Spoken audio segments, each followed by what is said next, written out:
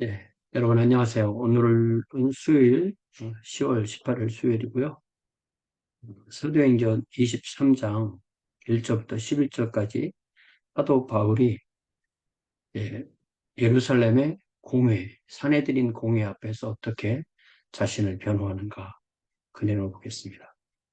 22절, 30절, 22장의 마지막 절 보니까 이튿날 천부장은 유대인들이 무슨 일로 그를 고발하는지 진상을 알고자 하여 그 결박을 풀고 명하여 제사장들과 온 공회를 모으고 바울을 데리고 내려가서 그들 앞에 세웁니다. 예. 처음에는 자기가 로마의 군인이니까 때려서 사도 바울을 때려가지고 무엇인지 알아보려고 하다가 이게 로마 시민인데 또 유대인이니까 그러면 유대의 종교에 관한 것이구나 해서 사내들인을 모으는 것입니다. 사내들인과 제사장들.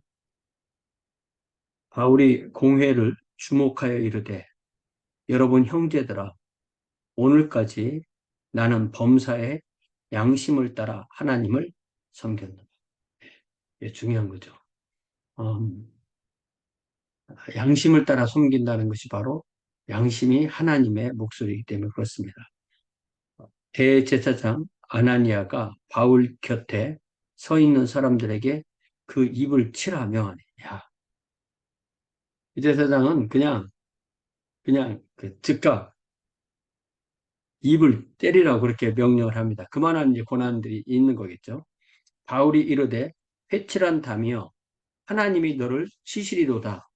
네가 나를 율법대로 심판한다고 앉아서 율법을 어기고 나를 치라 하느냐? 예.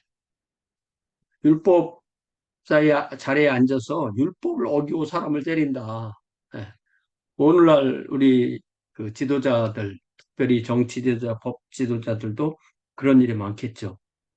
여기 22장에서도 백부장이 사도 바울을 때리라고 했을 때 어, 자신이 이제 로마 시민권을 가지고 있다는 것을 얘기를 하는 거죠. 이 25절에 22장 25절에 가죽줄로 바울을 매니 바울이 곁에 서 있는 백부장도 이르되 너희가 로마 시민 된 자를 죄도 정하지 않고 채찍질할 수 있느냐 그랬죠. 또 여기 대제사장에게는 회칠한 담이여 하나님이 너를 치시리로다. 네가 나를 때렸지만 하나님이 너를 친다. 네가 나를 율법대로 심판한다고 앉아서 율법을 어기고 나를 치라 하느냐. 예.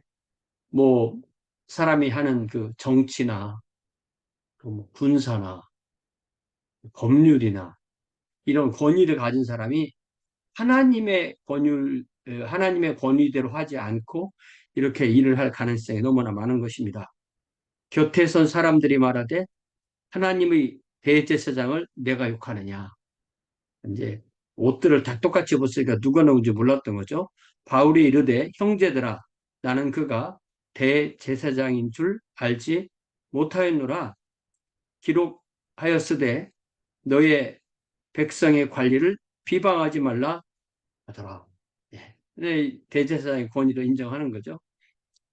그런데 이제 바울이 26절에 그 중에 일부는 사두개인이요 다른 일부는 바리새인인 줄 알고. 예. 사두개인은 성전 중심으로 제사 중심으로 있는 사람들이지만 모세오경만 성경으로 인정하고 다른 일부는 바리새인인데 바리새인은 말씀 위주로 또 평신도 위주로 또 구약 성경의 세 파트인 모세오경, 율법, 토라 또 예언서, 나빔, 예, 이렇게 여호서부터 예언서라고 합니다. 나빔 그리고 케투빔, 성문서 이 세 분야 모두를 다 성경으로 인정하는 사람들인데 그러다 보니까 바리새인들은 훨씬 더 성경, 구약 성경 전체의 사상을 받아들이고 특별히 부활을 믿는 사람들입니다. 부활이나 천사나 뭐 천국이나 지옥 이런 거 다 믿는 사람들이에요. 그러니까 바리새인 줄 알고 외쳐 이르되 여러분 형제들아 나는 바리새인이요 또 바리새인의 아들이라 죽은 자의 소망 곧 부활로 말미암아 내가 신문을 받는다. 이렇게 돼 있죠. 24장에 보면은 여기 21절에 보니까 오직 내가 그들 가운데 서서 외치기를 내가 죽은 자의 부활에 대하여 죽은 자의 부활에 대하여 그렇게 말을 하고요. 또 잘 보면은 이 핵심이 바로 죽은 자의 부활을 믿는 것이고 죽은 자의 부활을 믿는 그 핵심에 예수 그리스도의 부활이 있는 거예요. 자, 여기 또 이 25장에도 보면은 베스도가 말을 할 때 원고들이 서서 내가 짐작하던 것 같은 악행의 혐의는 하나도 제시하지 아니하고 사도 바울에 대한 그 고발에 악행은 없고 오직 자기들의 종교와 또는 바울이라 하는 이가 죽은 것을 살아있다고 바울이 주장하는 그 일에 관한 문제로 고발하는 것뿐이다. 이렇게 되어 있죠. 네. 그러니까 이 기독교 신앙의 핵심이 부활이에요. 또 26장에도 아그리파 앞에서 뭐라고 말하냐면 사도 바울이 6절부터 보니까 이제도 여기 서서 신문 받는 것은 하나님이 우리 조상에게 약속하신 것을 바라는 까닭이니 이 약속은 우리 12지파가 밤낮으로 간절히 하나님을 받들어 섬김으로 얻기를 바라는 바인데 아그리파 왕이여 이 소망 12지파가 항상 바라는 것 그 소망인데 그 소망으로 내가 유대인들에게 고소를 당하는 것이니다. 당신들은 하나님이 죽은 사람을 살리심을 어찌하여 못 믿을 것으로 여기시나이까.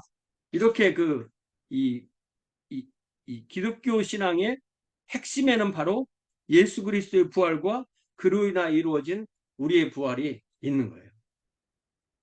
그래서 최소한 사두개인들은 부활을 안 믿고 이 바리새인들은 부활을 믿으니까 그걸 중심으로 이야기를 하는 겁니다.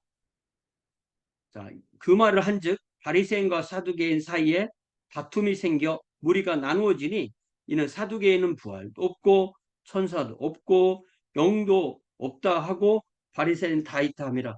누가복음에 보면 물론 우리 주님께서 이 바리새인 사두개인들과 이야기하시는 그 이야기에서도 나오잖아요. 누가복음 20장 27절부터 보면 부활이 없다고 주장하는 사두개인들이 와서 이제 칠형제가 한 여자와 결혼했다면 천국에 가서 누구의 부인입니까? 그러니까 그렇게 복잡한데 부활이 또 있으면 안 됩니다. 이런 뜻인 거죠. 그랬을 때 34절에 예수께서 이르시되 이 세상의 자녀들은 장가도 가고 시집도 가되 저 세상과 및 죽은 자 가운데서 부활함을 얻기에 합당히 여김을 받은 자들은 장가가고 시집가는 일이 없으며 그러니까 모든 사람이 다 부활해서 하나님의 그 사랑이 있는 곳에 가는가 하면 또 나머지 부활한 사람은 심판에 있는 곳으로 가잖아요. 어떨 때는 그 하나님께 가는 사람만 부활이라고 그렇게 표현할 수도 있습니다. 장가고 시집가는 일이 없으며 그들은 다시 죽을 수도 없나니 영원히 부활한 영혼 죽지 않는 거죠. 이는 천사와 동등이요 부활의 자녀로서 하나님의 자녀임이라.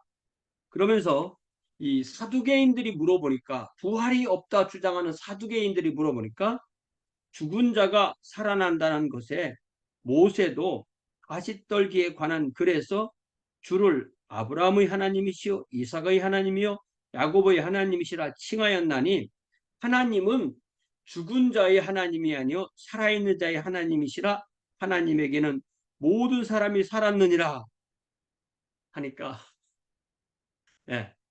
그러니까 사람으로 태어난 사람은 한 사람도 영원히 그 존재가 없어지는 존재는 없는 거예요.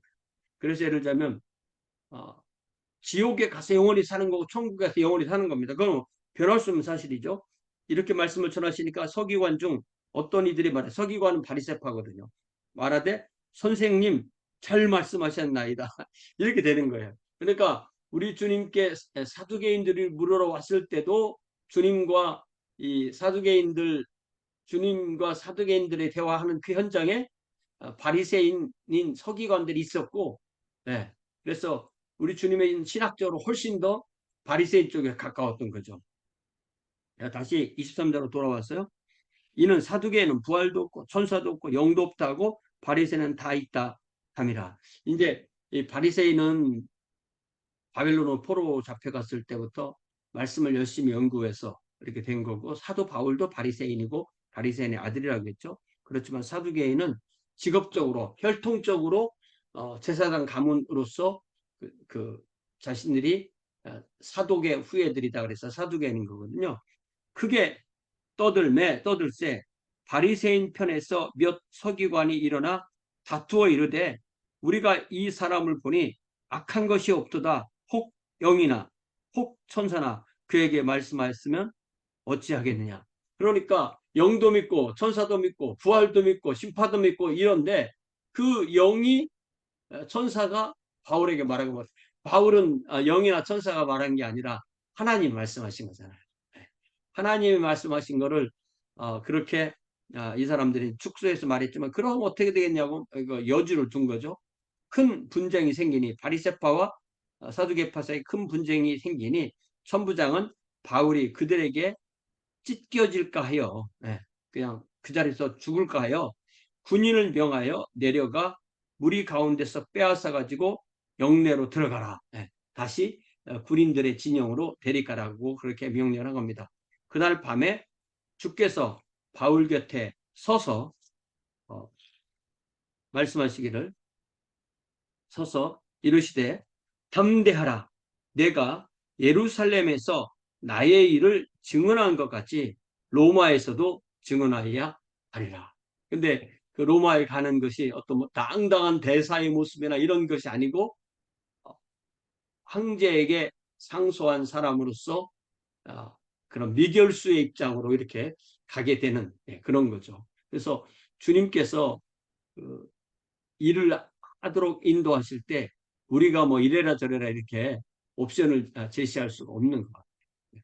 그래서 사도 바울이 예루살렘에 갔다가 로마도 가야 하리라 하는 그 주신 그것을 우리 주님께서 이끌어 주시지만 그 일이 고난 가운데 이루어지는 거죠. 그래서 우리가 주님을 믿을 때는 이렇게 반드시 고난이 따라온다.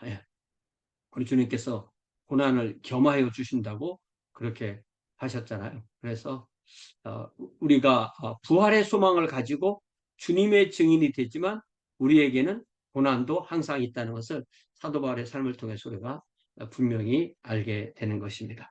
사랑의 아버지 하나님, 이 아침에 다시 우리가 가지고 있는 이 부활의 소망, 예수 그리스도의 부활을 통하여, 부활의 첫 열매이신 우리 주님을 통하여 우리가 예수님과 함께 십자가에 못 박히고 함께 장사되고 함께 음부에 갔다, 함께 부활하여 함께 승천하여 예수님 곁에 앉아있는, 그리하여 우리가 새하늘과 새 땅에 부활의 몸으로 있게 되는 그 놀라운 이 은혜와 진리에 우리가 참여하고, 그리하여 그 능력으로, 그 은혜로, 그 사랑으로 오늘 하루를 살 수 있게 하시니 참으로 감사합니다. 우리 주님께서 우리 한 사람 한 사람에게 이 은혜 가운데 승리하는 주의 자녀들로 복내려 주옵소서. 예수님의 이름으로 기도하옵나이다. 아멘. 네, 고맙습니다. 돌아오는 주일에 뵙겠습니다.